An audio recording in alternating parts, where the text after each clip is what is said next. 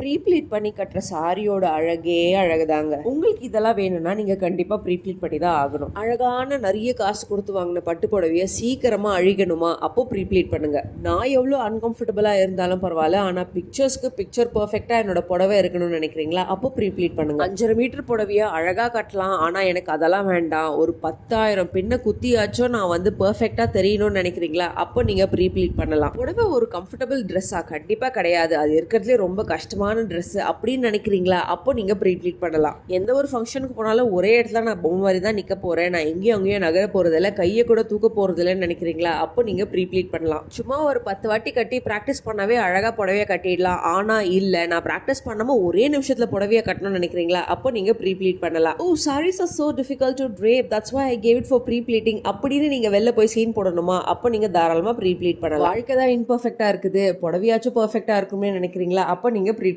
பண்ணலாம். பாய்.